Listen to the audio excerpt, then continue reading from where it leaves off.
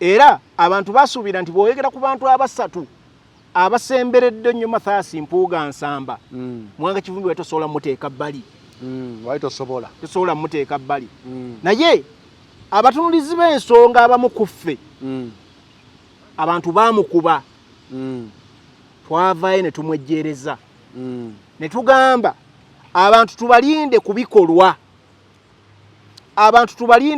kubanga ebikolwa tebirwa omuntu asobola okusirika nekimala nekikola ki nekiba twamulinda bwe tumusuubira okubanga engeginga ne Mathias Mpuuga Nsamba teyalabika twamulinda ku Thanksgiving e Masaka eyo n'agyewala akakotego n'akabuuka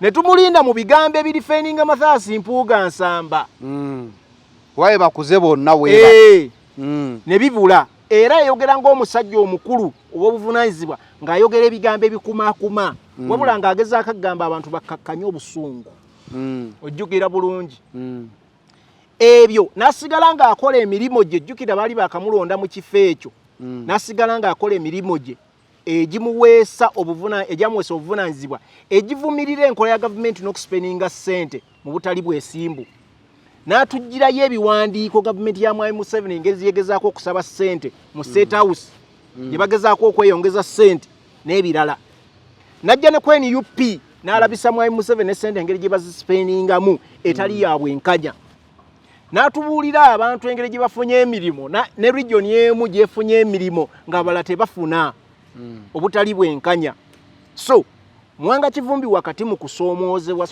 okw'ebitaano munnaffe yasigala ayimiridde ng'omusajja ng'akola emirimu gye kitegeeza ebitaano bino yali determining was a big test for him and for every DP block exactly member eyajja era bwe twalabira Honorable Nambooze n'ayimirira ku bigambo bye paka olwaleero those individuals kwatwalaba neeno side eno bano kati nga tetuli ku NUP balaba basemujju nga batandise onanaagira batandise kaganga ovu 7 ako akaali kalodde wako mu byobufuzi ebyo katandika okunanaagira n'okusala entoto butya ekataasa Muhammad Nsereko butya ekataasa munnaabwe but abayimirira tulaba Sseggona omusajja gwe tumanyi nti akuwozesa n'omira n'amakerenda mu kooti nga naye atandise okuwoza bye tutategeera so Mwanga Kivumbi test yaziyita ne Honorable Nambooze abo babiri bw'oba ogenda ku scores almost bali distinction 1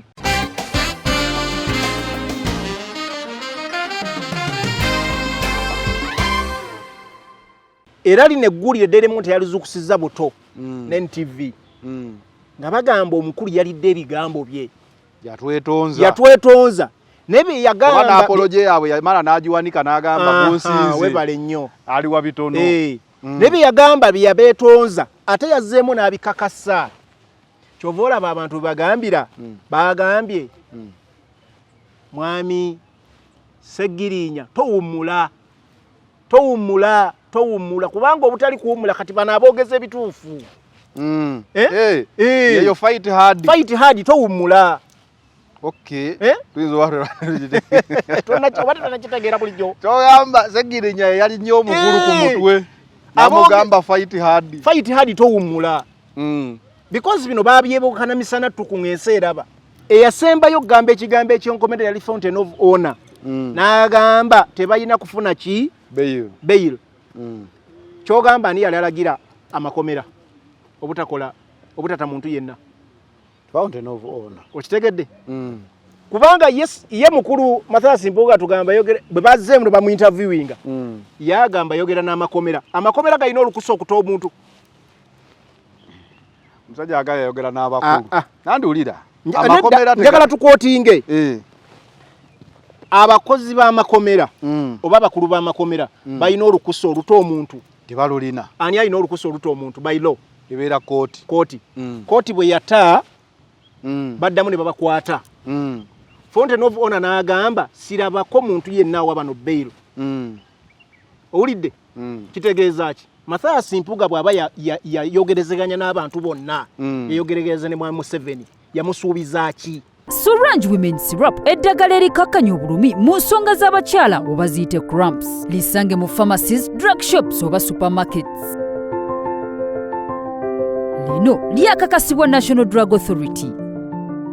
أعوذ بالله من الشيطان الرجيم بسم الله الرحمن الرحيم السلام عليكم ورحمة الله تعالى وبركاته nze Haji Yasin Kiza omusomi w'eddua nkola ku misango bula ly'abaana gwa yalimu okuzaala abonaabona anoonyeza obufumbo n'obutambulamu emirundi gyonna akaabya obwavu atalina mulimu ebizibu eby'amaka eby'emmaali omukisa yagenda ebulaayo okukola toyina mirembe toyina mirimu nsangibwa lugalambu kuba ejjinja osobola okukuba ku nnamba ezo ali ewala osobola oyita ku WhatsApp ku namba zange ezo z'olaba ku sikulini yo. Focus 360 the final channel kwoli bulijjo every Saturday tugera mu between the lines kuba tochi mu nsonga eziba zikoze amawulire mu wiiki era neziba zidevelopinze nga tetunaba kujja midweek twali wano ne tuyita mu nsonga ezaaliwo era ndowooza ensonga neera zikyagenda mu maaso wabula nga zifunye development okusinziira ku mawulire agatambula olunaku olwajjo NOP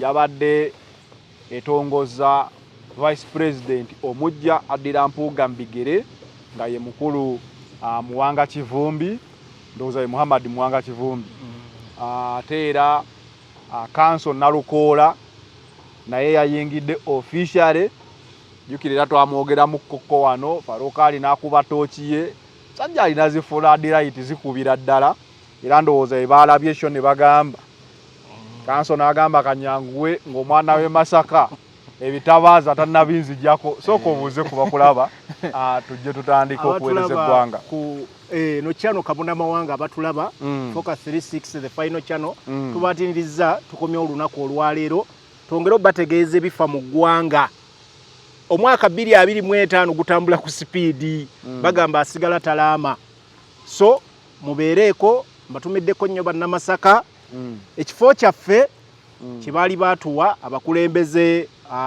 basalawo bakoleki bazinaga yigiyigi era abakulu bakitujjeko ne bakiwa abakulembeze abalaba roza nti bali mwensa bannaffe ensa yabagwamu so tubebazo twagala yonna gye musinzira musemazinge zenjalo nade njala kubuuza abantu baffe abatuwanga ku ssente okusobola okubeerawo ne tukola emirimu gula ku data n'ebirala balagawo batulaba balaba tuli bulungi nnyo January si January awo nawe twagendera mu December newala ate bakyatuwa ku ssente oba kiki batulaba tuli bulungi embeera y'ensi bwetyo ate oba batuwa tubasabye batuwa bu anti mbujizza oba batulaba tuli bulungi wate tutyabatumirako njukira omukyala Linda owaye baleka batulaba nga twambadde ku makoti balowooza tuli bulungi naye ensonga jasi tuba twagala kulabika Vivian America shero tujiwese ekitiibwa Olivia Nakonda America tubayitemu awo bannange tubagala nnyo na gye musinzira leero nsooke mu America ani awo omulala ali mu America mulangira wasajja Ifurayimu Mubiru na America Yahaya Kakembo abamu Yahaya Bawemu e Colorado nikwano gyo ffe gyonna sebo bakwano bo toyiza kuberabira kaye e Canada kakalamu e Canada yakokyayoko kaye yabuzangako naye ndowooza kati ebitabo bikwajja sinabuuza kubuuza sinagamba kubuuza ngamba kwokyayo andi nange naye kugamba kye yakolanga yambuzangako kaye yambuzangako naye ndowooza kati ebitabo bikwajja bini abasajja gye bali kati osiiwuse tugamba abantu batokya toli kubakaye babbino oyagala kuwonooneka sebo tutumidde bonna leero tukutte saza lya Amerika gundi muganda wange Masembe Erimiya omubi Masembe tutumiddeko muganda wange gy'oli mu Amerika yayoza ebintu bye ne mubyogerera n'agamba kankole emirimu gyange mu kasirisi ekyamutwala yagenda kunoonya kigulira magala ddiba so ebisigadde twagala kumanya anyway nga bulijjo gwa oli muwala oba mukyala nga buli wogenda mu nsonga z'ekikyala ofuna obulumi nkugamba nti ofuna obulumi mu lubuto oba kye bayita cramps akozesa eddagala lye bayita Solange Women Syrup ogoba obulumi obwo bannaffe bannyinaffe nalabibalaja naawo erya Solange Women Syrup lisangibwa mu pharmacy zonna supermarket drug shops mu ggwanga lyonna ate era lyakakasibwa National Drug Authority. So gwe buli omukyala oba omuwala nga buli wotuuka mu nnaku zino ez'omwezi ze tuyita menstrual period kiri nakyo ofuna obulumi akozesa eddagala eryo lijja kuba lisobola okuyamba okugoba obulumi obwo. Bangi balina obulumi obwo era nalabe bangi bagamba bagenda kettanira walabe ndowooza mu comment section yawo nga bagamba balina ebizibu baagala kettanira. So mukagezeeko Haji Yasini Kizza musomi wa dduwa kati ngaffe ndowooza engeri gye tebakyatuwa Haji tuyiseemu edduwa etufunisa. Haji Yasini Kizza ono mukubireko ng'olina ebizibu ebyenjawulo naye kalinkayisa akadde kakusaaga mu busaasi abantu bakatwala serious nnyo nti abasajja basabiriza. Tekiba kibi kusaba babo ababo era ababo bakugambye tugambyeko abatali baffe era wano atulaba abawaffe kati olina obuzibu bwofuna ng'onjokyezaayo omutwalo ali nga bampadde obanga nyinamu ng'olinamu n'ogamba nero nkwokeza ne begiba abiri siyina buzibu n'okwotya. So mwena gye muli tubaagala nnyo twewaayo okuweereza eggwanga. Nana naye omukuffe Nana oyo abamannyo anti Nana omukuffe naye waliwo kye bayita business partner. Okay, tugende basi. Kati Nana ne Alomutawa era be bamukuffe naye omwezi gwaweddeko toyongera maaso zikuba nnyo kati tukozese Solange women syrup mu nsonga zonna ze bagamba nti olina obulumi mu lubuto. Kale sebo onyanjulira ensonga ate nkwanyira badde mmanyi ompe engalo engeri gye wali wano n'ogamba wakikwadde omukono guno wali wano n'ogamba nti kanso nalukoola muyitirivu nnyo naye tannasalawo naye nga era byayogera omanyi waliwo ogamba omwana oyo ayinza okuba owaffe olaba ekyenyi ekyo n'amaaso entambula giraba eyo ya Nero yennyini Nero wandikoze ku DNA. So kanso nalukoola bulijjo abadde ayogera nga tavangayo officially naye nga DNA yonna tugikola tulaba ddala nga yeegomba Nuupu obanga ebigendererwa bye biyinza okukwatagana ne Nuupu ate ng'aludde mu bintu by'enkyukakyuka kuba yava eri mu DP nga ate n'oyo omu ku baasemba okuvaayo ng'alwanye mu mateeka ne bikola ki ne bigaana officially yazze ekyo kiteekawo okuba tooki mu nsonga. Twali wano nga tugamba kaadi eneebwebaani famire erina gweyagala gwe yagambye mumulabiranga ddala then ne abantu balina gwe balaba naawe wagamba waliwo suitable candidate nga ye Nalukoola era ebyazambaali n'embidismissing ebyazambaali n'obigoba mu midweek tuba tuli awo nga tukyakubaganya ku nsonga ezaali e Masaka ani yaswala ani yakola ki okuba nookawutu n'ogamba ne wansi kankongere bwe tutyo bannabutambala bannabutambala bali kumpi ne bannabuddu tebali wala nnyo oluguudo lwe lumu agamba waaye buddu bafala okwali bazanyidde nnyo mu bintu kati batandise nakuswala buswazi tebakyatuswaza ffe beeswaza bokka omuntu si bafaluka ali omuntu ogu omuntu omu terezaawo nyaawo omuntu omu nga afubye okubeera nga akoze olutalo olwabula Buganda ku Nuupu wensizinza Bobi Wine yadde ayogera yagambye muwanga Kivumbi tukwesiga naye tukusabye ebintu bibiri teri atamanyi bugezi bwa muwanga Kivumbi ddala ebituuka mu economics musajja ali very very intelligent then era amugambye omutwe gwo tugwesiganye ekigenze ewala muyivu ali very intelligent n'agamba naye tukusaba ebintu bibiri ye tasiki gye tukuwadde twagala omutima gwo tugwesige nga twesiga omutwe gwo ate twagala otuyunge ku Buganda otereeze ababaddeyo nga beefuula ffe naye nga batukola ki batwawula ezo ensonga ze zabadde zisinga okuba ebbiri Bobi Wine ze yamugambye so tutandikire wa mukuba toki mu nsonga kakati tutandikire ddala ku Muwanga Kivumbi tuviireyo ddala was he the most suitable candidate without doubt Muwanga Kivumbi tosobola mmuggyako kuba suitable mu kifo ekyo kubanga bw'otuna ebyobufuzi Muwanga Kivumbi byazanye for all these years nze mu kusooka luli nali ndowooza n'okulooza nti kubagenda okulonda kuwa vice president kuwa vice president because bogezaako mugerageranya ne Mathias Mpuuga Nsamba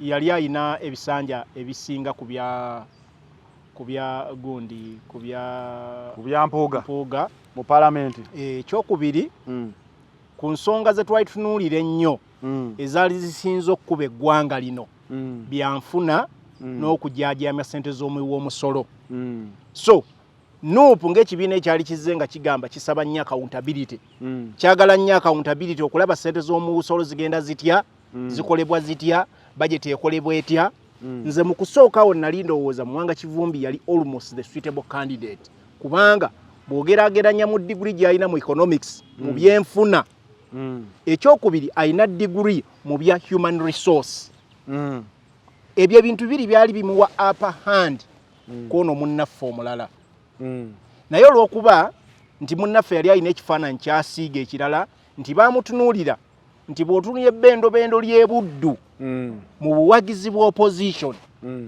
Nuupu yatunuulira Mathias Mpuuga Nsamba ng'agenda okugatta ebbendobendo lino almost erisinga obuwagizi mu opposition alyongere nnyo wano mu Kampala basobole okutambuza obulungi kuba ebbendobendo ly'ebuddu gavumenti eno yali etunuulidde nnyo mu byobufuzi bya wano kubanga Buddu nga region erina almost 11 districts erigwa mu Buddu so 11 district okubanga zigwa mu Kaliba eyo ng'ate gwe balonze vice president kyali kiwadde amaanyi NUP n'omuntu ono gwe balonze nga bamwesinga bamuwadde eddima eddene eryogatta ebbendobendo eryo ku Central Buganda Masaka eri mu Central naye ogatta ku kinyuzi Nuupu kye yali egezaako okuzimba mu byobufuzi bya wano so bali bomwadde almost 11 districts bw'ogattako ne Buganda yonna okutwaliza wamu eno bitundu ebirala so bali bamuwadde eddima eddene nga ye omukulembeze aba mu kitundu ekyo so bw'otunuulira ekintu ekyo omukulu yakijaajaama ne Mwanga Kivumbi nsuubira amulonze mu kaseera katuufu era agenda gattako nnyo mu bintu Mwami Kyagulanyi byayogedde era okikootinzeeko wano nakitunuulidde nnyo kitegeeza ebintu bingi twesiga nnyo omutwe gwo obumanyirivu bwo obukugu bw'olina mu Uganda ne mu Buganda okutwaliza awamu ne mu nsi yonna tewali abubuusabuusa naye twagala kwesiga mutima gwo nti newankubadde ebiseera ebiyise ofunye okusoomoozebwa kungi obutego bungi bonna almost obubuuse ne twagala oyongera otukakasa ky'omutima gwo guyimirira wamu naffe ku ebyo twagala principles ezifuga NUP kintu ekyadde kitegeeza ki babadde bageraga Mwanga Kivumbi nti NUP ng'ekibiina kibadde n'abantu bangi bekirowooza nti emite gyabwe migezi abantu abakugu mu capacities ez'enjalo mwe muli ne former leader of opposition omumyeko wa Mwami Kyagulanyi mu Buganda Mathias Mpuuga Nsamba kubanga amazima gali nti before nga twogera before wali tosobola kubuusabuusa capability ya Mathias Mpuuga Nsamba Mpuuga ku mutwe twali tugwesiga nagwo kitegedde naye omutima gwe tutapima bangi sina yekka tulina babijirwa nga tubeesiga ku mitwe gyabwe nenge emitima kirala bangi nsobola okubuulira bangi abwe twesiga ku mitwe gyabwe bajoyisi baali bakazi nga bayimirira mu kapasite zaabwe ng'olabira ddala basobola okwogera ensonga ensi neewulira naye emitima nga tetumanyi nti gyasala ne gigenda ewa Mwami Museveni naye emitima nga minafu gikemebwa mangu saagala kuyita kementerwa meme ng'emitima myangu okwabuluza so Mwami Kyagulanyi kyeyabadde agamba gundi Mwanga Kivumbi nti okusinziira ku manyirivu bwo obukugu bw'oyina obadde member of parliament kati nsanje mndoza kyakuna bwe mbaseerabidde kyakuna kyakusatu kyonna kyekiri naye ozimbye obusobozi obusobola okulwanyisa bino bye twagala obusobola kubanga Mwanga Kivumbi ng'oggyeko n'ebirala bye twogera Mwanga Kivumbi muntu w'amaanyi nnyo mu kkunga mobilizing. He's a very good mobilizer. I heard he was the brain behind Walk to Work. Exactly. So Mwanga Kivumbi abadde n'obusobozi bungi. Ayina leadership skills. Kubanga okuba nga bakulonza okuba omukulembeze wabaka baba mu Buganda. Banno ne bakulonda bennyini. Kitegeeza bakwesize osobola bakulembera. Ekyokulala Mwanga Kivumbi yakulira akakiiko Accounts Committee. Okay. Parliamentary Accounts Committee. Akakiiko ako ke katunuulira ebyembalirira ebya ssente zispendigiddwa zitya n'ebirala bifaanana ng'ebyo. So Mwanga Kivumbi amaanyi g'alina n'obusobozi bwe bumufuula okuba suitable candidate kubanga akiikirira Mwami Kyagulanyi oba omumyuka we mu Buganda. Ng'oggyeko ekyo ebbendobendo lye Butambala eri.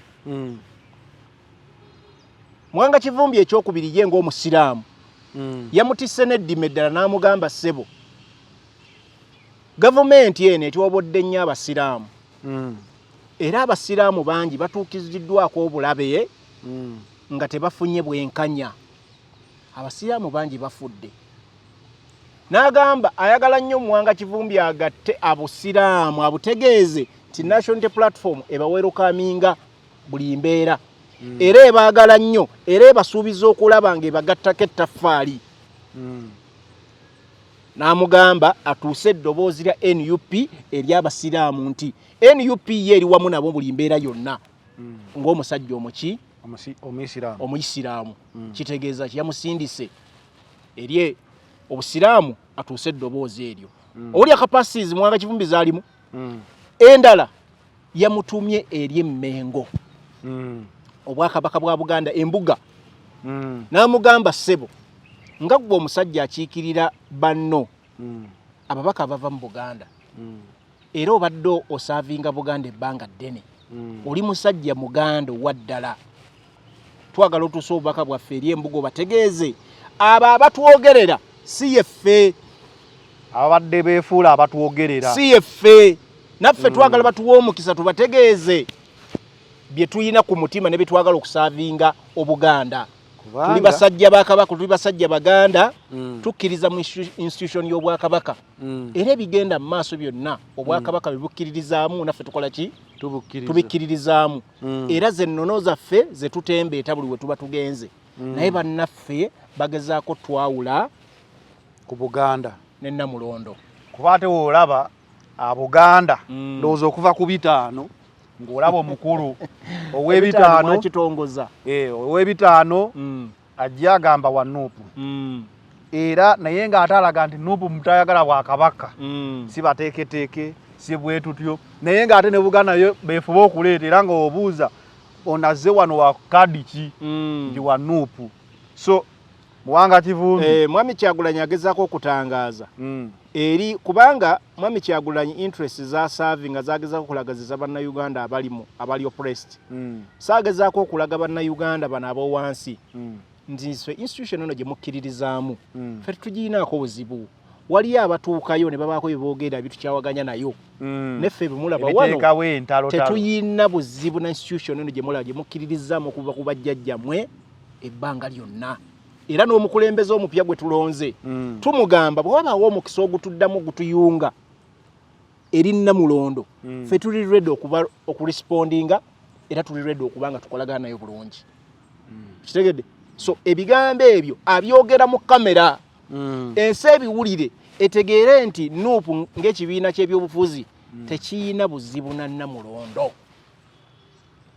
Abakulu babwanika bakitegeere Bampuuga bano bambwa waliwo ono w'Entebe bamuyita Mbwatekamwa. Mbwatekamwa si w'Entebe simanyi nawe bamuyita. Kale ababadde batera okugenda ku mikutu gya Buganda waliwo n'akiikirira Entebe balaga nnyo nti waliwo okulwanagana wakati wa Nuupu ne Buganda. Kakembo bamuyita Kakembo bagezezaako nnyo kiteekawo so ndowooza okulonda Mwanga Kivumbi ng'ate omu ku bo ali abaana abaava Emmengo yayongedde okulaga mbu ye talina buzibu bwonna na institution yammwe. Era sina leero azze akyoga ne mu nnyimba z'abiyimba nze ndi musajja waani wa Ssaabasajja Kabaka Muganda wa Kabaka. So ebyo byonna yabadde agatekewo. Ekirala ebbendobendo ly'e Butambala eryo nejjukira almost 80% abantu abavaayo basiraamu. Kati ate ng'obusiraamu bwe businze nnyo okukosebwa ku mulembe guno ogwa Mwami Museveni. Abasiraamu balaze nnyo, tebafunye nnyo mirimu mu gavumenti, ebintu byonna ebisinga babavunaanye nnyo ebintu ebitali bituufu, tebafunye bwenkanya. So nga Muwanga Kivumbi akiikirira ebbendobendo ly'e Butambala eri, nakyo kigattako ku busiraamu nga egundi obusiraamu nga institution eyo, ayongera ogiraga nti bali wamu naki nabo wakati mu kusoomoozebwa. So abadde most suitable candidate. Muwanga Kivumbi okwansalinga questions zibadde zibuuzibwa kubanga at the time representing ayina character y'abantu bangi ba representing Muwanga Kivumbi. Representing abairi akokulaga nti Muwanga Kivumbi ye ng'omuntu bw'omugeragana Mathias Mpuuga Nsamba abaddeko character ze zifiitinga buli wamu. Bw'omutunulya bwe tugamba nti walk to work reflecting ekifaananyi ky'abafuul soldiers abaddala. Musajja musiraamu nti obusiraamu bwetaaga okujja ku board nabo ne babulaba nti tebunyigirizibwa. Kyokubiri musajja muganda akiika emmengo, Namulonda agiyimiriramu bulungi. So ajja gatta olutindo wakati wa Nuupu ne Mbuga gye tubadde tulowooza nti watandise okuvaawo obuki ebigambo ebyawukanya. So kunenengana waliwo abateekawo ebigambo ebyawula kubanga kibayita okuneneŋŋana kitegeeza sayidi zombi zizza omuliro. Okitegedde kati NUP ye teyina buzibu, wabula waliwo abali wakati abakola ng'olutindo abaagala okukyawaganya NUP ne Mmengo oba ne institution ya Buganda. So Mwami Kyagulanyi yabadde agezaako okutangaaza. Ekyokubiri waliwo omukyalo omulala eyalondeddwa bamuyita Jole Jacqueline Tukamushaba. Ono ye Vice President wa Western Region. Yaze mugundi ky'omukyala w'oli Jole Mugisha eyafa. Omukyalo oyo bamuziika emabega kaawo. So ne Western Region yafunye obukulembeze obulala. Waliwo n'omulala njagala kubiyitamu mangu. Waliwo n'omu balonzeeko ne Harriet Ageno ono secretary wa police. Ne balonda ne Bwambale Geoffrey ono secretary wa youth Western Region. Kuba abantu bayiza okulooza gundi yeka Muwanga Kivumbi yalondeddwa. Nuupu yalonze obukulembeze obw'enjawulo. Balonze n'akulira abakadde Dr. erinnya ndyerabidde Dr. Reverend Ben Byamugisha. Amannya ago ngoogera nnyo n'ekigendererwa. Njagala abantu bawulire nti this is a party egatta abantu bonna okuva mu regions ez'enjawulo. Emalayo ekigambo ekya National Unity Platform. Si kulonda n'owulira nti balonze Jamiru Kakemba ate mu Western Region. Bwe ba West ogenda okuwulira nti Byamugisha alondeddwa. Baba West Nile nti gundi yalondeddwa. Bwe ba Buganda nti yoyo. Kitegedde. So abantu ba representing bwa abantu ababategeera. Si kuddira Kakembo nga yakiikirira abalango. Kakemba abalanga abatabategeera bulungi. So twagala ekibiina nga kigatta abantu bonna region nga bwe yina okufaanana. So Muwanga Kivumbi nga mwogerako ebimu ku bintu ebirala. Muganda wange ojjukira bulungi ebiseera bino tubaddemu ebyokusoomoozebwa. Ebya kuva ensonga bwe zaabeerawo ez'ebitaano.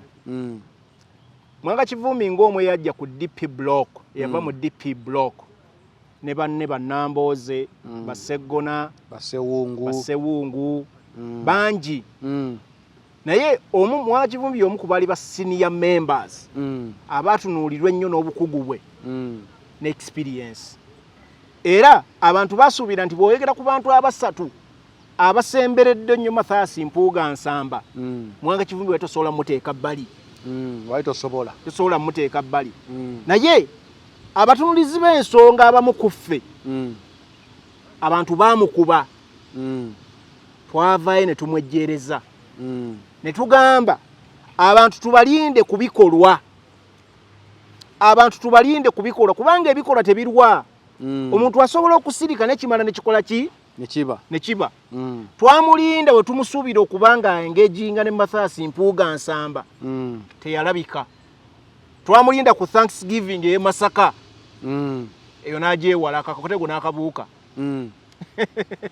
ne tumulinda mu bigambo ebirifeninga Mathias Mpuuga Nsamba waye bakuze bonna weba ne bibula era yayogera ng'omusajja omukulu ow'obuvunaanyizibwa ng'ayogera ebigambo ebikumaakuma wabula ng'agezaako akagamba abantu bakkakkanye obusungu ojjukira bulungi ebyo n'asigala ng'akola emirimu gye jjukira baali bakamulonda mu kifo ekyo n'asigala ng'akola emirimu gye egimuweesa obuvunaanyizibwa egivumirira enkola ya gavumenti n'okusipeninga ssente mu butali bwesimbu n'atugirayo ebiwandiiko gavumenti ya Mwami Museveni engeri yegezaako okusaba ssente mu State House gye bagezaako okweyongeza ssente n'ebirala najja ne ku NUP n'alabisa Mwami Museveni ne ssente engeri gye bazisipeningamu etali ya bwenkanya n'atubuulira abantu engeri gye bafunye emirimu ne region y'emu gyefunye emirimu ng'abalala tebafuna obutali bwenkanya so Mwanga Kivumbi wakati mu kusoomozebwa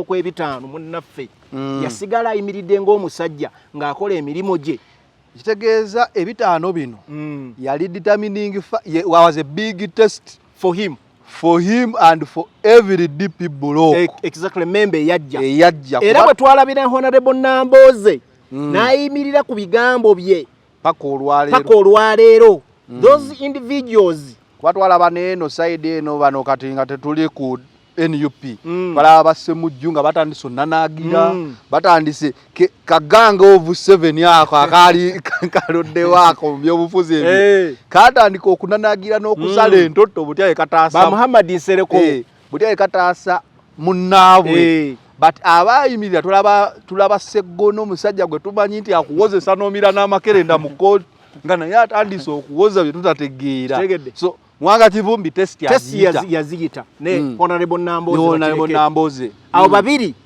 bw'oba ogenda ku scores almost bali distinction 1 ate baagiyita era nga ogambye with the D1 kubanga waliwo abaasirika obusirisi nga katugulabire ku wingi naye wootunulira Mwanga Kivumbi ne Nambooze bagusamba ne president waabwe exactly era gyemu ku bivuddemu n'omusajja n'agamba katukwesige n'obuvunaanyizibwa buno if it wasn't that era wakati mu kusoomoozebwa ennyo ng'abamu Mwanga Kivumbi bamukuba okwagala okumutta Mwami Kyagulanyi yamuggyako pressure omanyi we yagimugirako ebutambala waliyo omukolo ewa Mwanga Kivumbi oba gwali gwa mwana wa muganda we gwali bagwa Mbaga oba kukyala oba kwanjula n'agwa nga tayogedde omukolo ogwo gujjukira bulungi n'amuwa akahaga era Mwanga Kivumbi yeewunja kubanga omukulu yagwa talanze wakati mu pressure nga balowooza Mwami Kyagulanyi falls out ne Mwanga Kivumbi nga bamukuba yasooka n'amuggyako pressure tubadde tumukuba nayo president yazze nga kitegeezwa nakyali musajjawo wa mukono gwa ddyo ekyo kyawumuwewulako era ngenda okulaba Mwanga Kivumbi musajja ato yali amaanyi gamuwedde n'addamu n'ayimuka buto so waliwo munno bw'omwetaagira mu kaseera akazibu kati Mwanga Kivumbi yali yeetaaga eddoboozi lya Mwami Kyagulanyi oba ekikolwa ekimuddamu ne kimuyimusanga musajja owaddala Mwami Kyagulanyi okulabikira ku mukolo ogwo gwaddamu ne guwa gundi Mwanga Kivumbi embavu n'addamu n'alwana nga soja bw'alina okuba so ne tutambula paka leero era tuddamu okuwulira Mwanga Kivumbi ku bbago ly'emmwanyi ng'asimbye nga bamukubira essimu nga n'okulumaaluma era najja ku kitebe kya Nuupu n'agamba ssebo essimu mwazituyisirizza naffe twasigaddewo ekigambo ekigamba lwaki mwagala nti egundi lino mugamba UCDA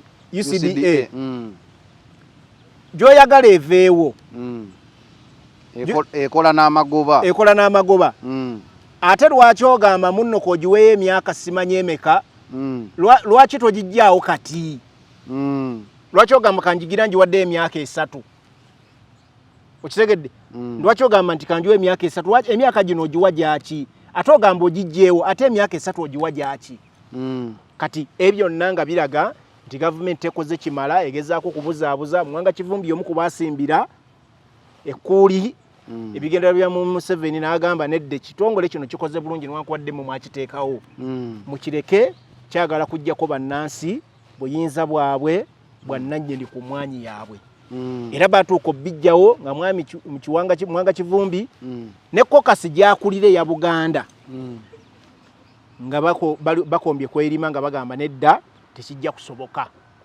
So abadde musajja wa kigambo ki abadde ajja kwanze mbadde mugoberera ku TV shows n'ewalala ng'ebigambo bye Mwanga Kivumbi talidde kigambo kye kyonna ekikwatagana accountability accounts committee obukiiko nga bulina okukola bwe birina ssente okugenda bweziti budget n'ebirala abadde ajja abyogera lujjudde bannansi nga abategeeza ebifa mu parliament. So ye substitute oba replacement etaliiko na kubuuza nti ataate. No doubt. In fact obutabeera mulundi guli just baali tebamuwadde mukisa. So tulowooza ajidde mu kaseera akatuufu nga nupu eri mu kusoomoozebwa okw'ebyenfuna engeri eggwanga gye litwalibwamu ne tulowooza nti n'ebbanga lye bamulondeddemu lituufu ddala okuba nga agatta ettaffaali obumanyirivu bwe n'okuba nga agatta institution zino ze tugambyeko obusiraamu Buganda ebyenfuna okwongera obbiraga bannayuganda nti NRM yo tefaayo ssente bazitwala nga bazaagala. So tulowooza nti afunye test saawa zino n'agiyitako era naye tetukirekayo kiri kubanga bagamba tuli balabire ku bikolwa byabwe ke kali ak'omutima omutwe tugwesiga naye ewantu we tukutadde omutima bagenda gulumba nnyo. Omutima twagala tugulabe nga gukola ebyo ebiri mu mutwe gwe twesiga. Okay, so yo omukulu Mwanga Kivumbi replacement ey'omukulu Mathias Mpuuga era Mpuuga alabye gulire nga ali ebigambo nakagambako luli nabadde siika introducinze naye tugenza okutuuka olwaleero ng'owekitiibwa bwakugamba nti bannaye tugende e Kampala bwe kwata mangu olw'e Masaka bwakugamba nti tuli ekyemisana mulinde ku kyaggulo batyankya taligamba kintu n'akyogeranga bwe kiri kwegamba bano bagamba kati bamutadde mu competition ani asinga okulimba ne bateeka abantu besigenda kwogera naye omusajja nero ani badera okugamba nti bakoyoola ebigere naye omusajja oba bamuyoola kisimanyi omanyi kuba ekitiibwa kiweddewo kyo amazima ogalaba waliwo sayinga egamba nti obulimba buspreadinga mangu naye amazima bwe gatuuka ne bw'okola otya toligatayiza kutuuka abantu kugamanya osobola okubaawo n'okola obulimba bwonna abo ne babupiikira gamba naye amazima kasita gatuuka ne bw'ogatuulamu gamala ne gasooka ne gadduka si neegategeera kakati bannaffe ensi eno ngeri gyetambudde naddala emyaka eno egya Mwami Museveni egy'obukulembeze wano tufunye okusoomoozebwa kungi the elite political class etubuzaabuzizza nnyo kirabika twakoma okuba n'obukulembeze bannayuganda bwe baali beesiga ebbanga ekkadde naye n'abo abatono nnyo be tulowooza nti basigadde ku mulamwa naye abasinga majority tuzze tubeekene tugamba eno generation eri wakati w'emyaka 5 between the 45 and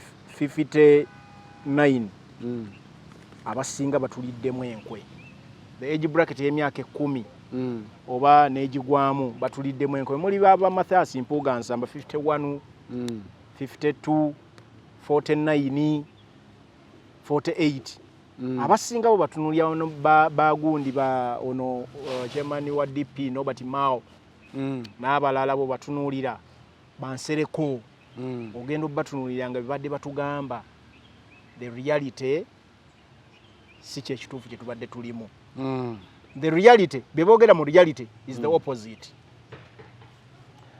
nero twali wano ffenna ng'omubaka Segirinya omanyi erinnya Muhammad lifunye nnyo akatale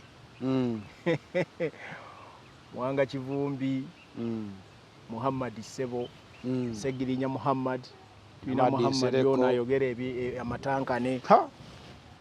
Amadi Sereka ana kye bamukoze. Kakati tujjukira bulungi nga Honorable Mpuuga Mathias ayimirira mu kamera n'agamba tewasobola kubaawo kuteesa. Era yenna ayogera nti yateesa bwe kizuuka yeetaaga aveeyo abawulira abantu bateesa kuki. Statement yo zijjukira bulungi era ojja kuterayo bannayuganda babuwulire. Kubanga awo mu kuteesa buli omu yagambanga jjukira babwanika nga bagamba tuteese nga twakavana mu kalulu tuteese nga nubwe babuuza kati okuteesa tuweeyo ki. Naye yejjukira ye by then kyotalina kwerabe ya leader of opposition. Leader of opposition kyayimirirako ayimirirawo ku decision of the party. Oli ebigambo byange leader of opposition ayimirira bannayuganda njagala bakategere bulungi. Leader of opposition ebiseera ebisinga abane ebigambo oba endowooza y'ekibiina siye kirenga okuba omwogezi w'ekitongole oyogera kitongole kye byagala. Era bagamba this is the official statement of the company of the party n'ebirala. Kakati ebigambo ebyo Mpuuga yali ayogera decision of the party yali egamba fere tuteesa na mwami Museveni eddembe ly'abantu terigulirirwa teridiscussingibwako wabula amateeka galamule nga banne essaawa zino tulaba pepeya nabo owulira omwali Bwanika ne banne mwali ono omusajja bamuyita Oweno ku nnyanja erinnya ndyerabidde Oweno ku nnyanja bamuyita Tebandeke ne banne nga bo bagamba ekibiina kiteese. Kakati leero oluvannyuma nga wayiseewo ebbanga bwe tutegeera nti ebigambo bya Bedi Bwanika bye yali ayogera bye byali biva ku mutima gwa Mpuuga Mathias. Oba tuli wamu? Ebigambo bya Bedi Bwanika bye yayogeranga bye byali ebigambo bya Mathias Mpuuga Nsamba ebituufu. Wano pate yali emutadde mu katu ng'emunyiga ng'emugamba pate tegeeza kino nga ye ebibye bituufu abyogera ya Bedi Bwanika. Anti we yabuulizza yagambye olaba Israel erwana n'amaasi ne betta babaddemu ezo zonna ebbanga naye baatuuse ne bateesa. Ye ng'agamba okuteesa kikolwa kya bugunjufu naye nga Nuupu yeegamba ffe tuli ku mateeka era abantu okusinzira olaba Seggirinya yafuluma nti ate abantu abadde abasibe tebagenze kulaba waliwo okuteebwa kwabwe kwaleeta ebibuuzo bingi naye kati abantu bagamba kale oba wateesa wawaayo ki. Anti nero kyekyo kye tugamba okuteesa kubaawo nga lwo terms of agreement zimukkiriziganyizzaako era ne mugamba ffe tujja kukola kino ffe naffe otukolere kino.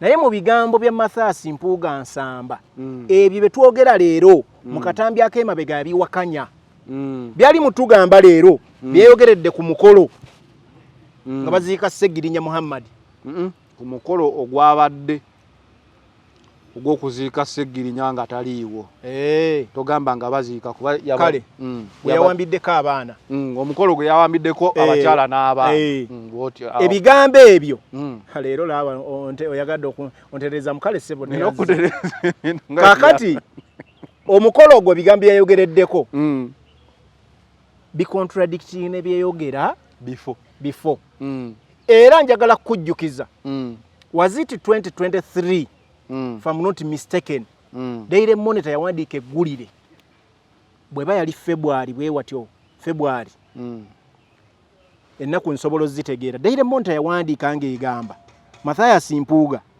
yakkiriziganyizza yateesezza yakutudde eddiiru nnaku z'omwezi zaalinga 2 mu mwezi gw'okubiri 2023 yakutudde eddiiru era balina obujulizi engeri abasibe gye baateereddwamu.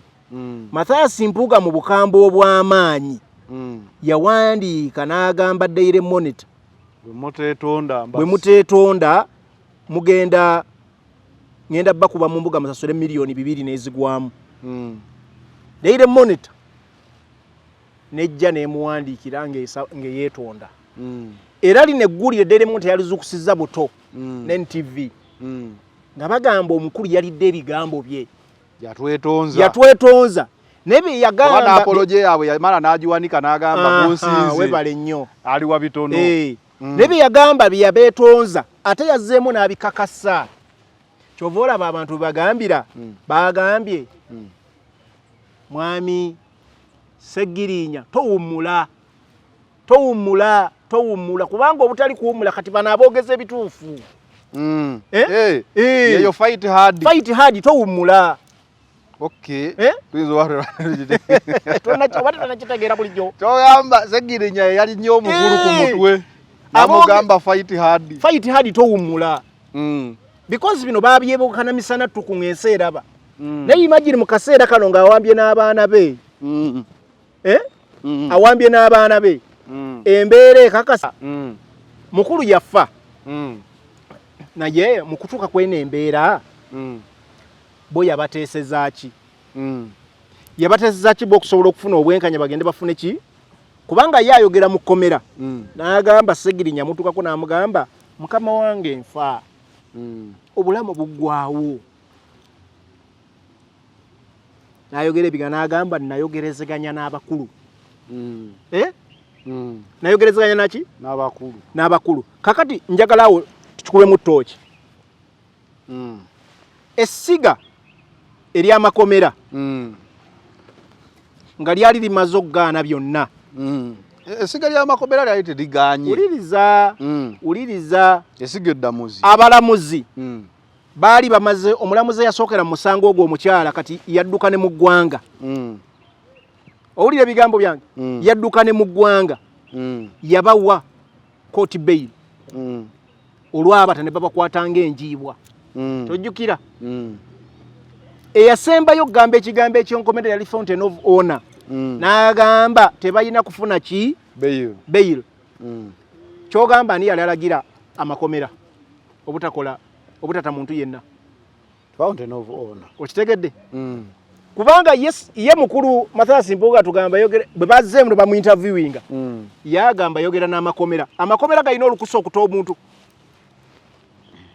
musajja agaya yogera n'abakulu nandiwulira amakomera njagala tukwotinge abakozi b'amakomera oba abakulu b'amakomera balina olukusa oluta omuntu tebalulina ani alina olukusa oluta omuntu bailo ebeera kooti bwe yata baddamu ne babakwata Fountain of Honor n'agamba sirabako muntu yenna awa bano bail owulidde kitegeeza ki Mathias Mpuuga bw'aba yayogerezeganya n'abantu bonna yayogereza ne Mwami Museveni yamusuubiza ki andi kati ye yagambye ayogera n'abakulu b'amakomera ojja kusanga nga yasanga omusajja omukulu amusinga ku myaka n'ayogera naye oba oyogedde n'omukulu anti waliwo ebintu bannafa kyova olaba mwami ozijukiza teeka lya lumu nga buli bamuteekamu microphone ku bbago lya lumu bakugamba nti opposition yonna eronde olweggulo n'ojja n'ali awo kati n'Empuuga buli bamuteekamu akazindaalo akyusa bino byebiddayo ku bigambo bye nakugamba from day one ku channel eno nakugamba obutambi muli bujjayo ne mbukomyawo nti Faruku Ali nga abasajja bannumba banywanyi ba Mpuuga okuva mu America ne Bungereza nga bansindikira messages ntiisa bino bye nalimba gamba ti Mathias Mpuuga Nsamba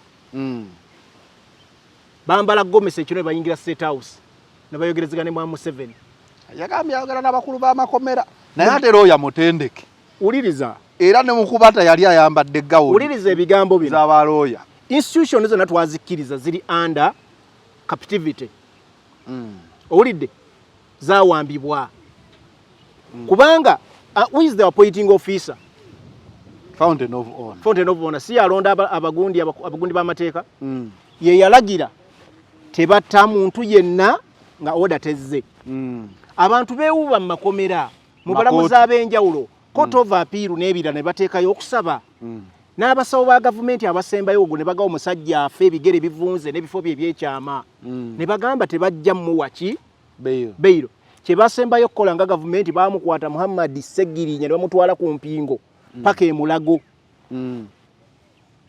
emulago baamutuusa abasawo emulago ne bagamba omusajja afa family ne NUP mukole ekisoboka omusajja afulume eggwanga avunda akola ki agwawo omukulu bwagamba bamuwa bail it wasn't discussed about ya discussinga nani kubanga ebigambo yazzeemu n'abyogera ku mufu ate abaddewo ndinaye n'agamba yayogera n'abakulu b'amakomera yayogedde ne mwami Museveni n'abamakomera yayogedde ne mwami Museveni nakugamba emabega the DA gye twogerako leero yafuna fund ze twakonfaminga bulungi omukulu ng'awandiisa ebbaluwa ekakasa mwami Museveni nti NUP ng'ekibiina agenda kikolako amanzijukira formation tewaziraba wano sente era ne bakayanira essente era nenkulaga abasajja batandise okugula amasuuti bamukaaku n'amatama agazzeeko sente bazifunye era kati boogeza maanyi namulabye ku barometer sebo kati mukaakwanyirira wamma mukaaku ku mukolo gwa gundi let me tell you ku mukolo gwa Segirinya tewamulabanga oyo mukubateesesa abakulu yali aguteekateeka ngani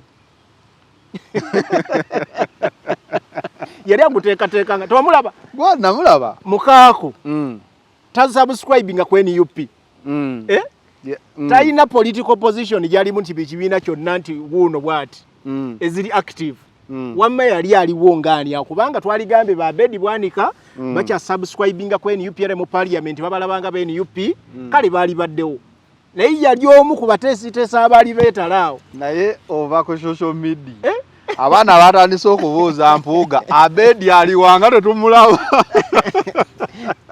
nga balaba tannakolayo kavuyo konna bakooye okuswala bakooye okuswala naye nga tugenda ku nsonga zennyini ze twagala okutegeeza bannayuganda amazima galwawo bulwi naye obudde butuuka gwe kennyini ne weeyabya Honorable Mathias Mpuuga Nsamba with all due respect bigambo yabiridde amazima gali nti yalidde ebigambo bye era njagala kutegeeza nti leero NTV ne Daily Monitor bagenda mufuukira akayinja mu ngatto basobola naye omugamba akola apology oba naye abasasula obukadde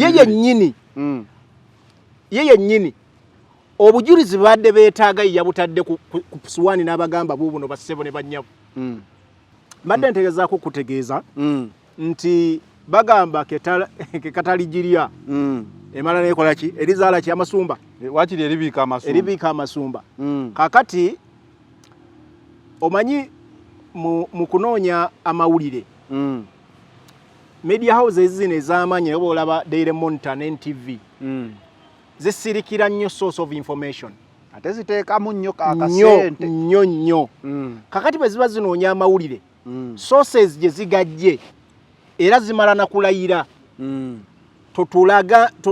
tolagange ensi totwogeranga okitegedde onnamawulire omutuufu bamugamba never reveal your source exactly kakati mu mbeera eno nga balina obujulizi obw'enkukunala obwa Mathias Mpuuga Nsamba nti yateesa ne mwami Museveni yateesa n'abamakomera yateesa n'abakulu kale sebo wandeese nze bampita Farukali programu eno gikulekere programu eno gikolera zo gikolera abantu kyova olaba nkugamba ebigambo byange tobiyingira kale kati kakati mbadde njagala okutegeeza nti amawulire NTV Monitor emaze okuzuula nti omukulu yadiscussinga ne mwami Museveni omukulu yabateeka kazito naye olwokuba baali tebaagala ku revealinga gye bajje source of information ng'amawulire begagamba ne bakkiriza basajja batumu kuswala okw'amaanyi naye nga balina source of information namuli bagayina mu butuufu ne bamuwandiikira ssebo nga baapologizinga omukulu oyo nali akavimbo era n'abeebaza n'abagamba nali akavimbo n'agenda ku social media platforms ze n'awanika nti mubalaba n'abakkakkanya kubanga media house nga Monitor NTV batwala obudde bungi ne investment ez'amaanyi okufuna amawulire bwegato investigative journalism bwegato kakati bw'ojja n'obakkakkanya kitegeeza abalabi baabe n'abasomi b'amawulire baba batandise bakubamu ebituli nti bana amawulire ge batuwa ekitegeeza tebamala gekenneenya kakati bagenda kukomawo obujulizi omukulu bagenda mukuba ku mitwe n'emitwe nga yewaako obujulizi era tumulinze mu kaseera akanaddako ati siye nga yabeetondera Anna naye nero abadde ndaba Kasuku n'agamba waliwo enkuba ekukuba ebyokweggama n'obivaako n'ogamba kale kampuge nga ne munda etuuzi n'agamba naye enkuba ekuba ow'ekitiibwa mukuba okuva mu direction zonna buli waagezaako okwogera ekintu ng'ekuba. Oli musajja mu Katuliki amateeka 10 gagamba gatya? Nabakusomera nga tutandika okwogera ku musajja ono ku 5 amateeka 10 gagamba gatya ku byenfuna naddala ku bya ssente? Tobbanga kuba nalyo teeka tobbanga teweegombanga towaayirizanga. Kakati omukulu owewaffe Masaka Nyendo Mukungwe yabikola kati Katonda amuddiza backfire. Otegedde omuliro gukola ki? Omuliro gukomawo era abaana kye babagane towumula towumula. Kati wakati mu kusoomozebwa kw'amaanyi ng'ali mukola byonna ebiteetaagisa kukwerekera munne ate we yakamaliddemu omusubi n'agamba bino bye mulaba twateesa n'abakulu aba ne baga sooka opposing yateesa n'abaki n'abakulu agamba bamusinga ku myaka abaana ne bazzayo ne bakola liwayi ne baleeta few moments later tuliwayininga oliyo ki yagamba abakulu b'amakomera tebakkirizibwa kuteesa era ffe tetuteesa ng'akyali lead of what opposition ng'akyayogera ebigambo by'ekibiina kye ne bagamba few moments later twateesa n'abakulu mu makomera abakulu ne bafuna obwenga abantu baga sooka opposingemu awo sooka opposingemu awo. Ani yagamba tebalina kuteebwa nti fountain of honor esiga eddamu ziryakola ki lyabata ne baddamu ne babakwata sooka opposingemu kaddamu ka play forward twateesa n'abakulu era ne bakakasa abakulu bafuna obugundi obujjanjabi. Ani yagamba tebabata ti Mwami Museveni nti ate yamala n'abata ti Mwami Museveni fuga yatulyamu dda kubanga kyewuunyisa teriiyo bakulu b'amakomera kuba abakulu b'amakomera basitowa keepers, they are not the owners of those people. Kati simanyi woogenda ku sitowa n'ogamba owa sitowa nti ebiri munda omwo osobola okubimpa kuba mbadde embyeta. Olina okuba ng'olese clearance receipt gy'owaayo mu procurement eno ekakasizza nti kino nkiguze era mukimpe. Okitegedde? Procurement. Kuba ab'amakomera aba prison bakulaga bo bateresi nga kooti ebakuwadde. Bateresi ba migugu gyammwe. Era time gye babagambye okutereka gamba tukusibye emyaka 3 weggwako nga bakuzaayo bagamba fayiro mwagamba emyaka 3 omuntu wammwe wuuno. Okitegeera? Kati olina bw'ogamba nti ate wayogedde n'abakulu b'amakomera bo bakuwa omuntu kuba bo tebalina busobozi bukuwa muntu. Abasawo abakola recommendation nti bano bagende kwe bafunira bail ba government kooti eba wakati wa police n'amakomera. Owulira?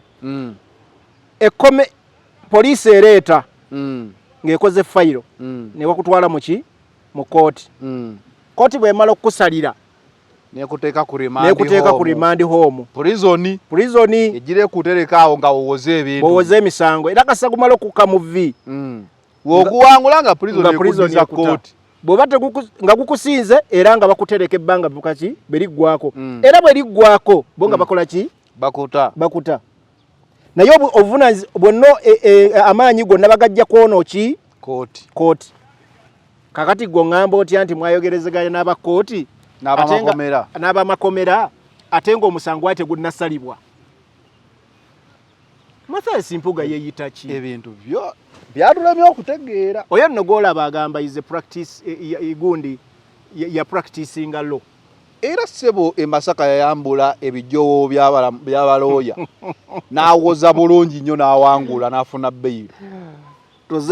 Tozannyisanga mugati nga gukulakidde. Kubanga abululu omuntu yagamba naye olaba ne loopu ayambadde leero gujja bagidde kyagenda okuwoza loopu yagenda okujja omupiira gwasimuddwa dda yajja amanyi kanyambale leero essanyu lyonna. Era leero Mathias Mpuuga Nsamba newankubadde yava ku bwa loopu ng'akyali kuba commissioner bwe yeewaŋŋamyako tumubuuza wawaayo ki Mwami Museveni wamusuubiza ki naye ebimu ku byasuubiza mu M7 nabikugamba mu lupapula lwe yawandiika leeta ng'amugamba ssebo ekibiina kino kyolaba ekikufuukidde ezzike ekikufuukidde ekizibu nja kukola buli kimu ekisoboka okulaba nga nkitemaatema.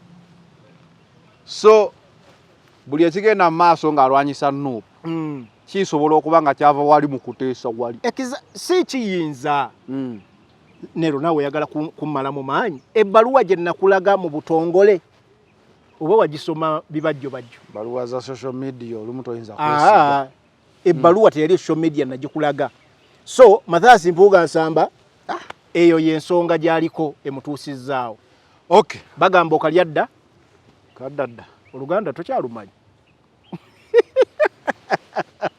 Namasaka mwe mwakoze ebintu byammwe bagamba okalya dda kaddadda wewe tuli kale ngera tuve Masaka ekyo katugende Kawempe Kawempe North mama yagamba bannaye nze okusinziira bwendaba omwana oyo Alex gwe mubamuwa ekifo kya Segirinya jakizaawo bulungi yamanye omugenzi byabadde aluubirira naye nsaba omwana wange mu mutwale wali ewagazi jo nabadde ne Calvin Kayanja musajjawo kale nabadde ne Calvin Kayanja soko kisazeemu take it back nabadde ne Calvin Kayanja musajja wange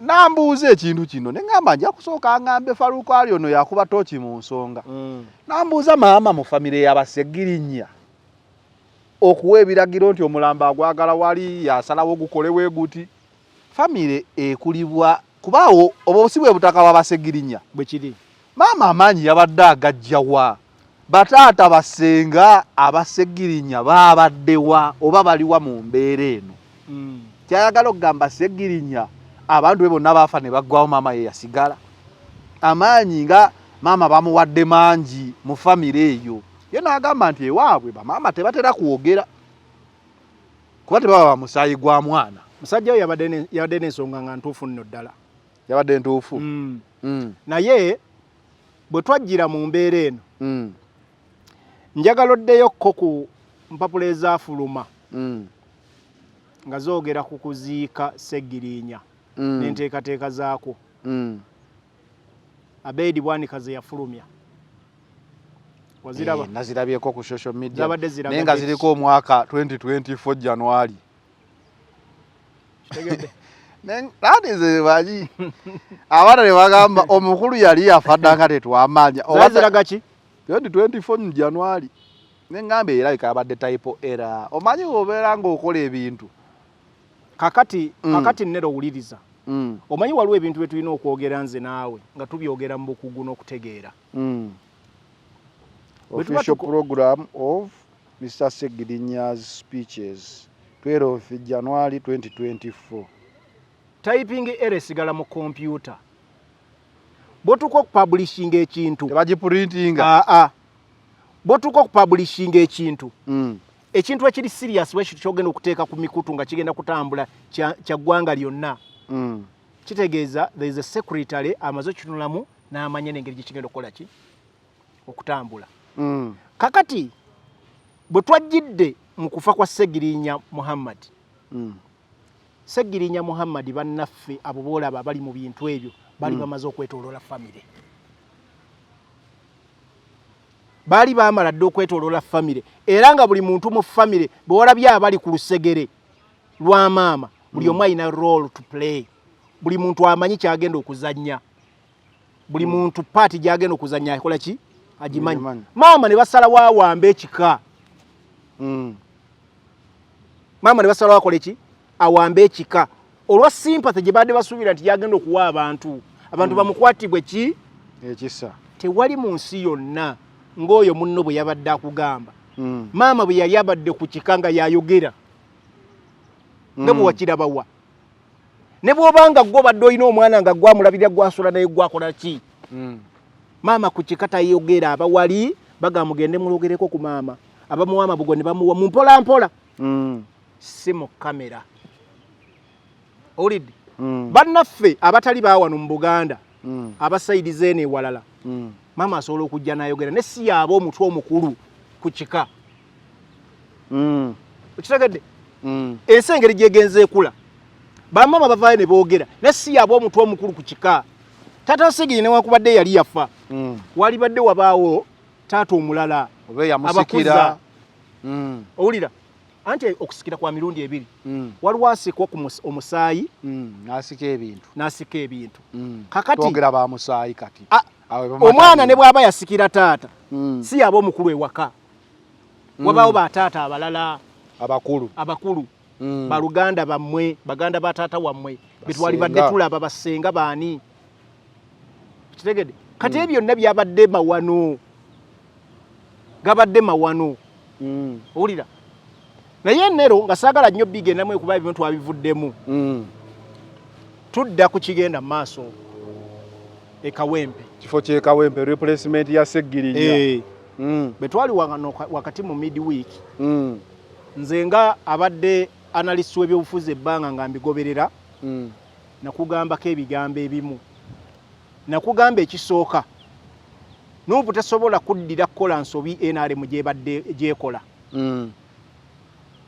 Bw'oba oyina gw'oyagala okugyawo ng'omujja mu buyinza toyina kulabika wakati kubanga ebintu byakola byonna almost ebitundu 9 ku 10 obivumirira. Nga n'ekimu ku ebyo kwe kuddira neronda abantu nga tebalonda ku busobozi bwabwe. Ddala nga wabaddewo okufa. Nga wabadde no sina kufa kokka. Like abantu abifo bibalimu ebyobuweereza. Abantu tebabalonda ku busobozi bwabwe. Mwana wa gundi, family wa gundi ono muyita bwenti n'ebirala. N'emirimu gyonna egigabibwa mu gavumenti. Kakati bw'ovaawo n'ojja ku bino ebifo bye twalowooza nti birondebwa abantu. Owulidde? Elective positions ebifo ebirondebwa abantu ku bukulembeze. Baavaayo eri mpolampola eno mu ofiisi zaabwe gye bagabira emirimu ne batandika n'okuyingira wano abantu we balondera. Nti gundi afudde. Nti mulaba mutya bannange ekitundu twetwagala tulonde mutabani we muwala we. Twatuukawo ddyawo. Nalemu naye ekola akantu okimanyi yaleetako n'eyakatula 6. Tannafuna kizibu kyonna wadde okunoonya omulimu naye kuba taata we afudde akiikirira ekitundu. Teebereza oli mu S6 vaaka tofunangako wadde ekizibu nti onoonya mulimu. Tomanyi bwe bamanaginga bulamu nga oli ku kampasi bitambula n'abantu engeri where the management skills oli taata we oba maama we afudde abadde MP ne bagamba kiikirira abantu ebizibu byabwe. Abantu era naye bannaye so kati webuuza omwalo oyo oba yalina ku UCU eyo yabeeramu akasanja n'amalakaawo oba n'engolo ono okufa engolo oba balonda oba wa famire ye engola Samu engola from not mistaken yali MP naye ndowooza ali MP.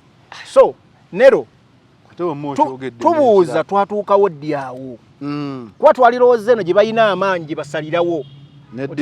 ne DP nalabye Fortunate Nantongo ow'ekika nga bamuyisaamu eggaali maama we yafaawo mu kalulu nagamba agende anamugamba kati ozze. So ebyo tetusobola kubikkiriza kutambula we twagala eggwanga likole ki ligende.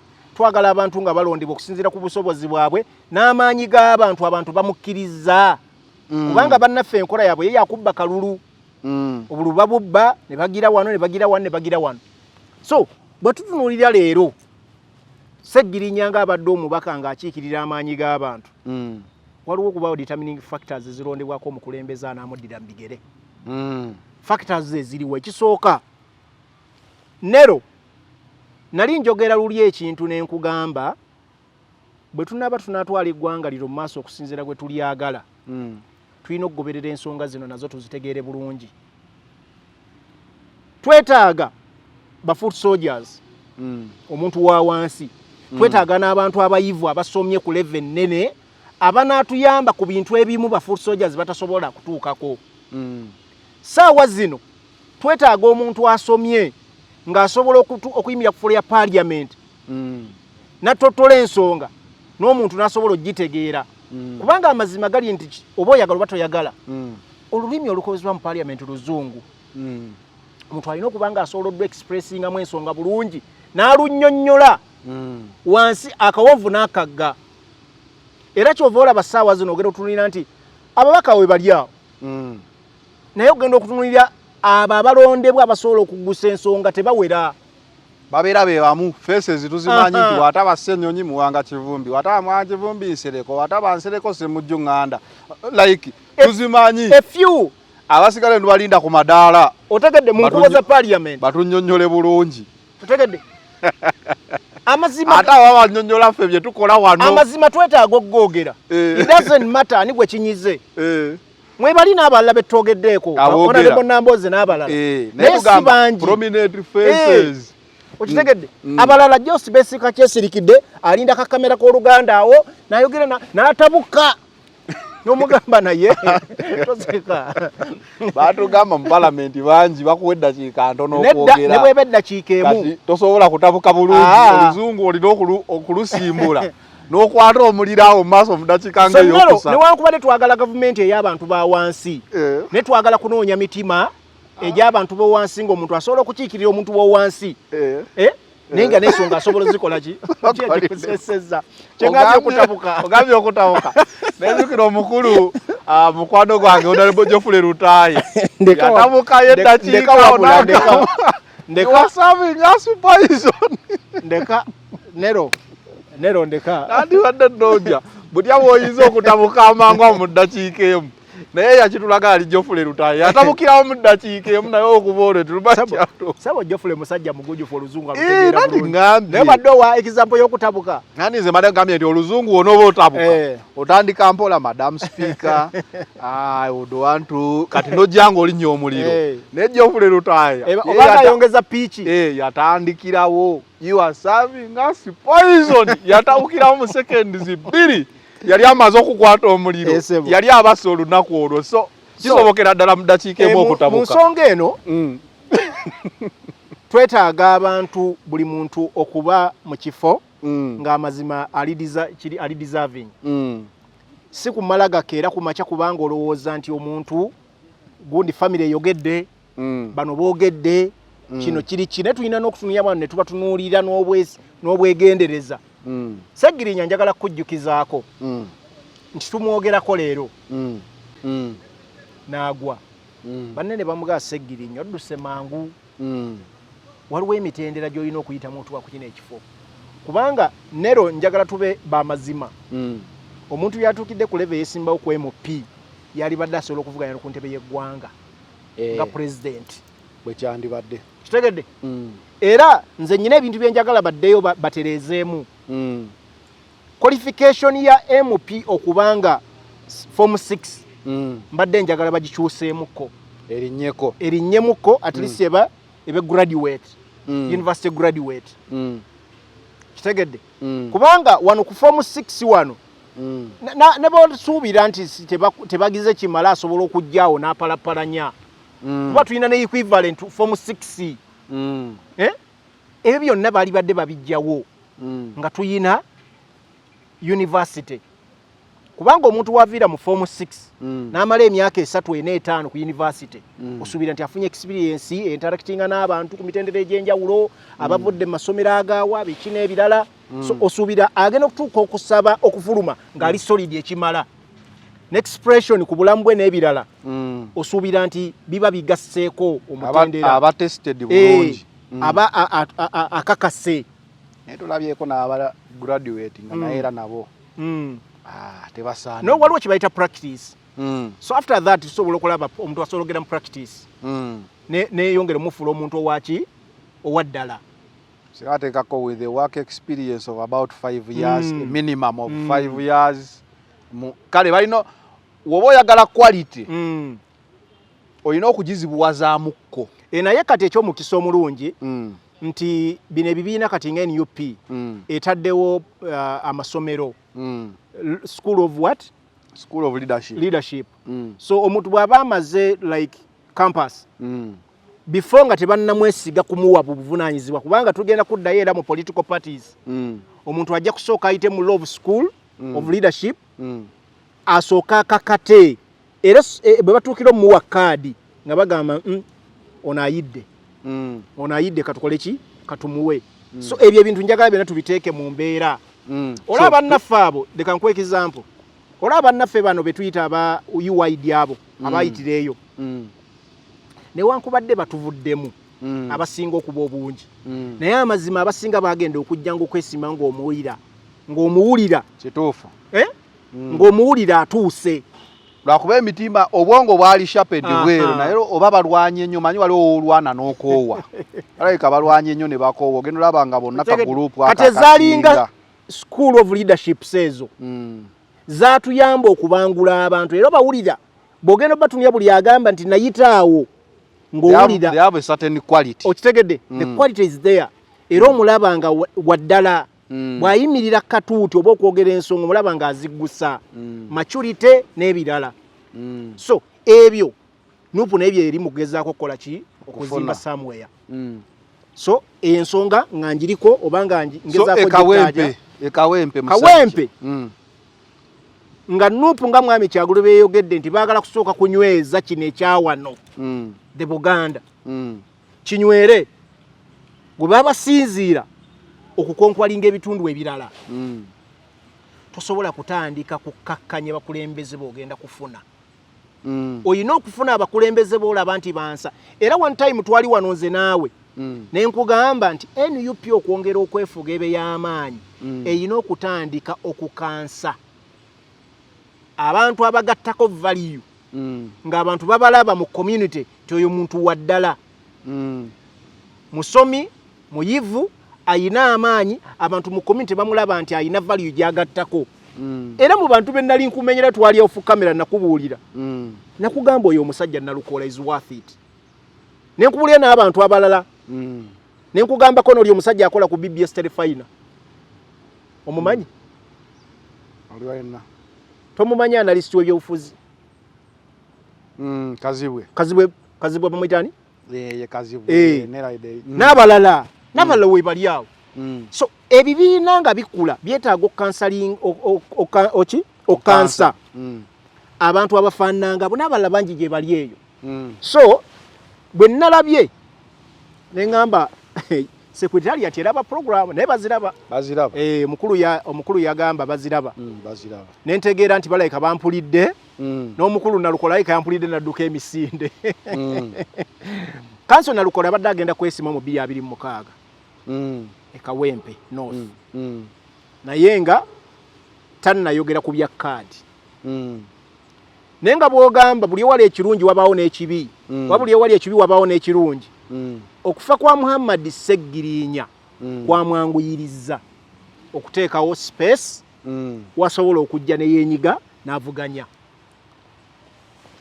ogutali musango kuba siye Katonda asalawo twalongamba nti opportunity wejja n'ebeerawo ne Bobi Wine twamufuna mu mbeera bweti bukituufu mu by election eno zero akubona afudde naye eri yajja bakayana mu kooti ebibiina ne bimu makadi nga biraba tatuuse kumbe Katonda we yali agudde kubo nti kati this is your entry point exactly so ne kanso Nalukoola Seggirinya okufa kisobola okuba si kisobola kibi kyabadde kibi naye kisobola okuba kiguddewo opportunity okufuna omuntu abantu abalala kakati nze nero njagala kukubiramu ekifaananyi kya family n'omuntu gwe baagala okuleeta kuba n'obu tennagaba kaadi naye twamwogerako lugamba senga ayingira mu kibiina wagamba senga ayingira he will be the most suitable exactly so namulabye ng'ayingire nga Alex asubscribinga ku NUP Alex olowooza naye teyafuuka Muhammad Muhammad Alex Muhammad naye kati njagala kusiigira ekifaananyi ekirala kyobadde tonnamanya era njagala kikusiigira wano ku the final channel nakyo kitegeere Kawempe abantu abawangaliramu ba stakeholders ebitundu 810 basiraamu Kawempe ina akasozi bannansanga b'ekitundu ekyo bali bambogo era ettaka lyabwe ebitundu almost 3 ku 10 oba 4 babigabira eri abantu era abantu kwe bagenda basenda mpola mpola era kyova olaba nga bwe nkugambye nti abantu abasinga mu bendo bendi eryo basubscribinga ku busiraamu akasozi ako kaliko ogumu ku mizikiti egisinga okuba egy'amaanyi mu nsi yonna nga gyazimbibwa ku ssente z'abantu omuzikiti ogwa gundi ogwa Mbogo. Abantu bannaddiini abasinga okuba ab'amaanyi mu kitundu ekyo basiraamu. Njagala kubuulira abakulembeze b'obusiraamu abasinga era basula omwo e Kawempe North tefunangako mukulembeze nga si musiraamu. Kuba abantu b'omu kitundu be bazaala era abakulembeze. Era olina okuba nga osaala nabo bakumanyi. Okigamba tosobola banenya butafuna kuba kiringo okugamba Butambala nti abasiraamu bangi nnyo wano mwagoba Madina. Batono nyera Serunjoji omu kubamenya guuni nafuuka meya nga si musiraamu. Serunjoji Owedembe. Naye olaba bamuyita Owedembe kitegeeza alina ekiri special. He has a special character. Emugatta ku busiraamu. Kakati Kawempe North gye twogerako Muhammad Segirinya yasooka n'amenya record. Era Muhammad Segirinya emu ku byamufuula omusiraamu ng'atajetinga kuba mukulembeze w'ebbendo bende eryo. Tekyali mu nsobi nti kyamugwira bugwizi ng'omuntu eyeeteekateeka. Kuba abadde yeeteekateeka omusajja oyo bambi. Ebintu byabadde abibala. Yamanya bagenda okukola nabo, basuubira okukola nabo, ebigendererwa byabwe n'ennono kwe batambulira. Era Kyovola yava mu Katuliki n'ayingira obusiraamu. Kakati Waiswa Alex naye akyuka agamba wane Kawempe sijja kukiikirirawo nga sikyuse kuva mu Alex kufuuka Muhammadi. Naye waliwo ebintu ebirala ebigoberera. Alex mumanyi. He's a good guy. Naye nze nsuubira musajja mulungi talina mutawaana. Naye nze nsuubira ekifo ekyo kyetaaga omuntu ali solid okusinga ku Waiswa ku Alex. Ekyokubiri waliwo ebintu ebizze bitambula mu bbanga lino ettono ebirina ekifaananyi bye kisiize. Tetwagala kudda mu bizibu. Famire ng'eyimira ne recognizinga Muhammad gundi Mpuuga ne Parliament. Nero tewali muliro watali mukka. Owulira? Alex yayogera statement ku mukolo eri n'agamba bannabyabufuzi mpola mpola olwo omusajja gw'omulaba afudde w'abantu bonna. W'abantu bonna. Ne statement endala ze yajja akola awo. NRM tesobola kuwagira muntu nga talina nsonga lwaki emuwagira. Tuzze tubiraba. Nga maama famire bagiyingira dda. Nga bw'ogiraba famire nga bagiyingira dda. Nga famire ate evudde n'egamba nti Alex gwe mbamulonda namulabyeko ne ku barometa. Naye nga talijjole nga gwe tugamba owa NUP bw'alina okuba. NUP characters ensi ezimanyi n'abantu abaagala okwesimbawo ku bifo bya NUP. Ebigambo babyogera misana ttuku ng'ensi yonna eraba. Naye nze kyonna nga njagala mu benefit of doubt bwe muteeka ku minzaani ne Nalukoola. Bwe muteeka ku minzaani ne Nalukoola. Nalukoola takes it all. Because Nalukoola ali tested. Ne mukama we bwe yali ng'ali mu DP Nobert Mao ng'agenze okugerwa mu M7. Nalukoola yasigala ero ng'akuuma kiggwa n'agamba ffe tujja kukkiriza mu nkola ya Nobert Mao. Abadde ayogera ensonga za politics ez'opposition ezigamba nti gavumenti eveeko tugikooye misana ttuku. Nero kati mbadde nkutegeeza. Nze Alex newankubadde family yamutaddeko yamukoze eki yakkiriza nti yabajja. Njagala muwa benefit of doubt saagala kulowooza nti serving interests za Mpuuga ne banne. Ng'omuvubuka omuto ndowooza akyaja bulungi n'enkola ya NUP ya People Power. Kubanga era gya subscribinga. Mbadde musaba emyaka gikyali ku side ye. Alex is below 30. Addeyo ku foundation nga gye batandikira ne munne Muhammad Segirinya. Kwa Muhammad Segirinya naye okusooka yesimba okuwa emupi n'agwa. Addeyo emyaka gikyali ku side ye ebyobufuzi bye akyalina omukisa ogubigattako. Yesimba okuwa kansala ku 5. wano tusooke tulekera abasajja nga bannalukoola kubanga nalukoola ali tested. Nalukoola mukati mu kusoomoozebwa kwonna. Saagala abantu balooze mukubira nalukoola kikopo. Kubanga sina mukwano gwange. Naye ndi mu kunoonya abantu abo be tusobola okwesiga n'obuvunaanyizibwa mu parliament nga bw'ogira befuuse yakanayo kyani. Yeetaaga muntu asobola okuyimirirawo ku nsonga nga n'ayagala omuchallenge ng'atya. Kubanga tosobola kuyimya nalukoola musajja looya ayimiridde mu nsonga zonna ez'amateeka ng'alwanirira abantu b'opposition. Abaddewo ebbanga lyonna ali tested nti ne DP bagitutte mmawo ne bagitwala owamu M7 agambye nedda tujja kusigala nga tukuuma ekiggwa. Twalibadde tumulaba ng'alire bampuuga kubanga ebisawo bya ssente babirina naye yagaana. So tulowooza twetaaga abantu abate nga ajjeeko n'ekyo. Nalukoola ono beba comrade ba mwami Kyagulanyi ebiseera biri ebikadde nga bakyayimba. Sebo yali muyimbi. Nawulirako. So ndowooza secretariat basobola omwesiga ku ebyo. Yazaayimirira ku values. Nti newankubadde abatana subscribinga ku NUP. Ne values NUP kwe badde etambulira. Naye kwabadde atambulira ebbanga lyonna lyemmulabye. Onako ogambye nti Alex obudde bukyali ku side ye. Kituufu Alex akyali muvubuka moto. Family eno eyayogedde yalaze ng'erina ekigiri emabega. Nze kye nandiwadde Alex amagezi. Family ajejjemu. Family asooka ajejjemu. Yeeyunge ku nalukoola banoonye akalulu kuba wadde nupu yebadde etwalawo. Tekiri automatic nti yegendo wangulawo. Balina okuvuganya. Yeeyunge ku nalukoola banoonye akalulu we banajja kuba nalukoola ne time esigaddeyo. Lero kansooke kano nkakutereezeemu. Olaba waawe Kawempe. North.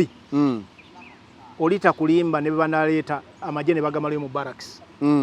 Tewali asobola kuwangula Nuupu kalulu awo. Awo. Nkubuulira kubanga andi muyinza okalwanira mwina naye najja independent basegirinya royalist. Segirinya afune obululu emitwalo 410 n'ezigwamu.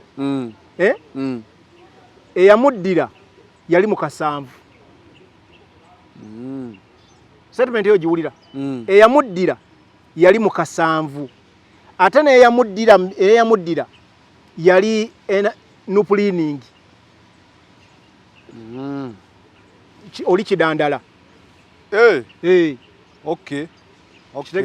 Kyongera okulaga stronghold ya NUP kubanga ekawempa awo ze ghetto ziri zomanyi enzibu ennyo abantu nga tebalina na kyakulya tebamanyi kiddako government yabanyigiriza dda.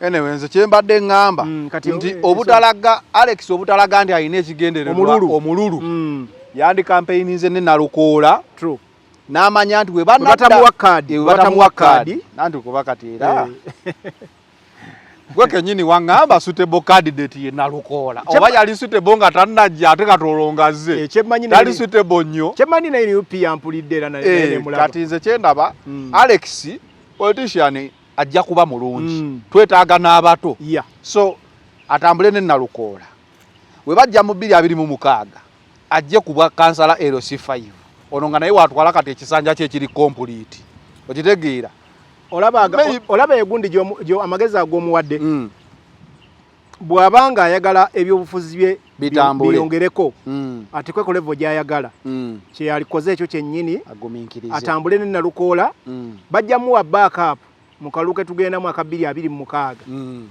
ne kadi tebajja gimoma bajja gimuwa kubwa kansala bajja kuba tatawanyiza bantu so ebyamaama bino bye yakunamamu maama ajja kutawanya family ejja mutawanya eyina ebigenda kuba bo baagala kulya kasente mu government kati abantu bajja kulaba Alex ngazze ayina backup ya government okitegedde kubanga amazima kyekyewereka kati saawa zino olabyeko omusajja olutalo lw'ebitano gye lumutuusizza wandibadde otegeera mangu nti mwembala gyembalamu kisobola obutaba kyangu so why Alex tumwagaliza birungi byereere ne twagala pulling out ajje kubwa kansala tukubyamu bukubi toti mu nsonga era tumusaba asigale nga ali active waddembo nsonga z'ekibiina kyakkiririzaamu omusajja agamba nti nalukoola yasinga nga tannajja ate najja tochi ya ali emyasi floodlights zikubira ddala najja nkugamba ti omusajja talina maanyi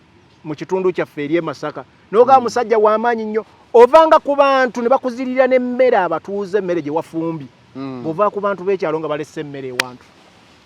Anyway, wote obadde ko olwaliro between us kuba tochi mu nsonga wali akasigadde mukulu ensonga ze njagala okutegeeza banna Uganda n'abantu bonna nti mu kaseera nga twagala kukyusa eggwanga njagala bakimanye twetaaga ba players bonna ab'ebifuzi ku mitendera egy'enjawulo twetaaga ba elites abantu abakugu twetaaga n'omuntu wa wansi bonna tubeetaaga buli muntu twetaaga tumulondo okusinziira amaanyi ge gasobola okuteekawo mu kifo ekyo obumanyirivu bwe n'obusobozi bwe. Ekyo kyenjagala bannansi bafune mu birowoozo byabwe. Okay. Bitwinazi kwa tochi mu nsonga bwe tubadde ne Falukaali luli twabagamba ng'enkuba etukuba naye kati omusana gututambuza obufofofo kannagi bwe tubadde onako olwaliro we out.